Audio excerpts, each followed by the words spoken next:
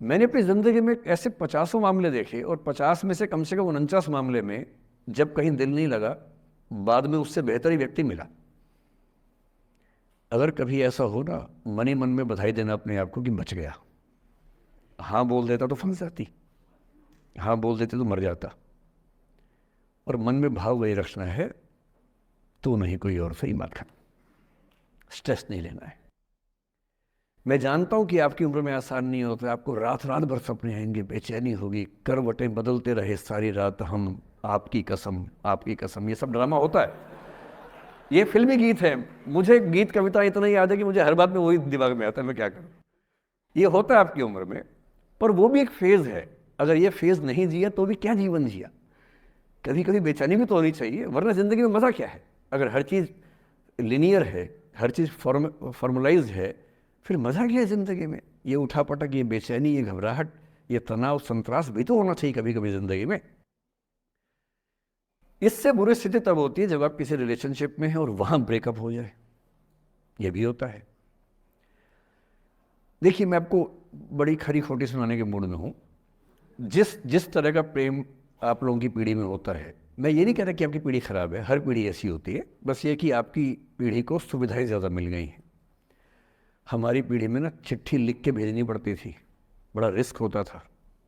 चिट्ठी लिखो कागज़ पे, फिर एक डाकिया ढूंढो भरोसे का, तो भरोसे वाला कुरियर बॉय या कुरियर गर्ल जाके चिट्ठी वहीं दे के आए जहाँ हमने कहा है। ये भी डाउट कहीं किसी और को दे के आ जाए। या कबूतर से बात करो, कबूतर जा जा जा, पहले प्यार की पहली चिट्ठी साजन को दिया। कबूतर का क्या भरोसा किसको दे के आ जाए। लेकिन कितना तनाव था उस ज़माने में। आपके ज़माने में क्या है, सीधे व्हाट्सएप निकाला, खटाक से भेज दिया मैसेज, और नंबर किसी से मांग लिया 1 सेकंड में। नंबर भी नहीं देना है तो किसी, कौन कौन सी ऐप होती है, मैंने सुना कुछ और ऐप्स होती है, मेरा नंबर वाली भी होती है, इंस्टा होता है, एक और भी तो कोई होती है वो जिसमें कार्टून जैसा मुंह बन जाता है, स्नैपचैट। हाँ, स्नैपचैट पे चले गए। मैंने सुना है कि उसमें नंबर भी नहीं देना पड़ता है, ऐसा कुछ चक्कर है। वहाँ ढूंढ लिया। किसी को कुछ कन्वे करना इतना आसान दुनिया में कभी नहीं हुआ था जितना आज आसान है। इन सब के ऊपर टिंडर है, बम्बल है, पता नहीं क्या क्या है। राइट लेफ्ट करते जाना है, उसी में कहानी शुरू। पर ये कहानियाँ जितने हल्के तरीके से शुरू होती हैं, मैं दावे से कह रहा हूँ कि 100 में से 99 अट्रैक्शंस 1 से 2 महीने में खत्म हो जाते हैं। क्योंकि आप जिसके प्रति अट्रैक्टेड थे ना, वो तो उसका बाहर का परसोना था। जहां परिचय गहरा होता है, असलियत सामने आ जाती है। और जब असलियत सामने आती है, झेलना बड़ा मुश्किल होता है। आपके सपने टूट जाते हैं। आप जिस छवि पे दीवाने हुए थे, वो छवि तो सिर्फ छवि थी, वो तो इंसान नहीं था वैसा। 99% केसेस में मेरा ख्याल है कि अट्रैक्शन 1-2 महीने में समाप्त होता है। उसके बाद तो एक बोझ है जो आप ढो रहे हैं। कभी कभी होता है कि दोनों का खत्म हुआ तो बात आसान है, कभी कभी किसी एक का खत्म होता है, एक का नहीं होता है, वहां मामला मुश्किल हो जाता है। तो ऐसा हो सकता है आपके जीवन में कि दूसरा साथी आपका ये कहे कि भैया देखो, मैं तुम्हारे साथ कुछ महीने से हूं, पर मुझे अब अच्छा नहीं लग रहा, मैं ब्रेकअप करना चाहता हूं।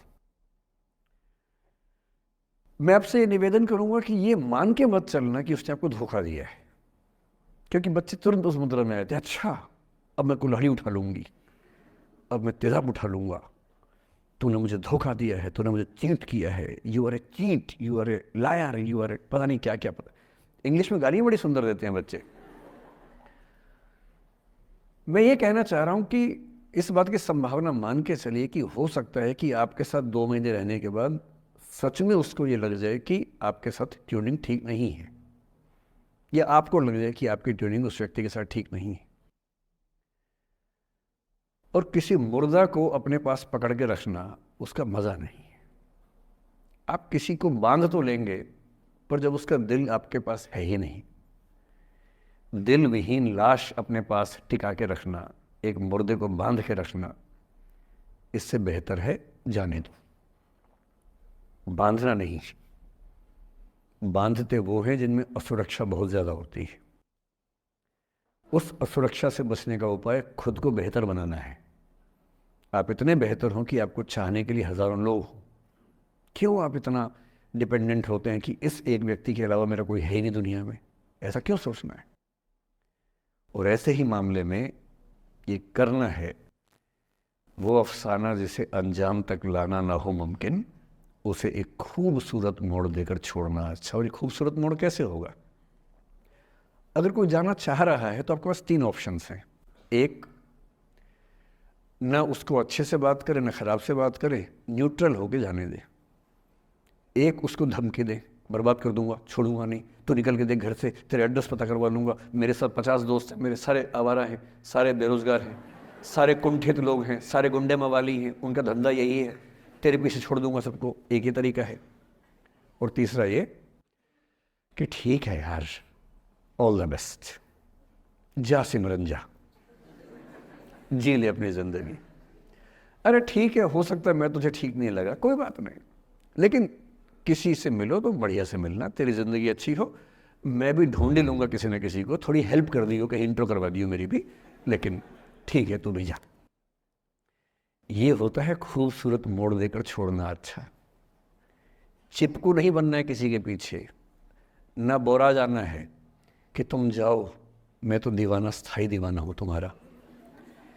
कोई जब तुम्हारा हृदय तोड़ दे, तड़पता हुआ जब तुम्हें छोड़ दे, तब तुम मेरे पास आना प्रिय, मेरा दर खुला है, खुला ही रहेगा तुम्हारे लिए। वाह। पहले के ज़माने में बेरोज़गारी का ये लक्षण था। हम जब छोटे थे ये गाने सुनते थे, हम यही सुन के बड़े हुए कि ऐसे ही करना पड़ता है शायद प्रेम में। तो हमारे स्कूल में लोगों ने इसका पैरोडी बनाई, जब कोई तुम्हारा सर फोड़ दे, तड़पता हुआ जब तुम्हें छोड़ दे, तब तुम मेरे पास आना प्रिय, ये क्लिनिक खुला है, खुला ही रहेगा तुम्हारे लिए, तो बस आ जाना। जब कोई तुमको सड़क पे छोड़ दे, गाड़ी अपनी वहाँ से मोड़ ले, तब तुम मेरे पास आना प्रिय, ये ठेला खड़ा है, खड़ा ही रहेगा तुम्हारे लिए। क्यों भाई, क्यों खड़े रहोगे, बेरोजगार हो क्या? अरे ठीक, जा सिमरन जा, जी ले, और मैं भी जा रहा हूँ जीने के लिए। ये दीवाना नहीं बनना है कि तुम मतलब मुझे ना चाहो तो कोई बात नहीं, किसी और को चाहोगी तो मुश्किल होगी। अजीब हाल है यार, तुम ठेकेदार हो कि तेरा ठेका मेरे पास है, नहीं तो किसी के पास नहीं है। अजीब हाल है। अरे ठीक है भाई, उसकी ज़िंदगी है, जीने दो उसको। क्यों किसी की ज़िंदगी में इतना हावी होने का प्रयास करना है? जब आप नहीं चाहते कि आपकी ज़िंदगी में कोई हावी हो, आप क्यों किसी की ज़िंदगी में इतने हावी होंगे? और जब बहुत दर्द हो ना, हमेशा दूसरे के पर्सपेक्टिव से भी सोच के देखिए कि उसको ऐसा क्यों करना पड़ा। क्या पता कोई मजबूरी हो, कभी कभी होती है।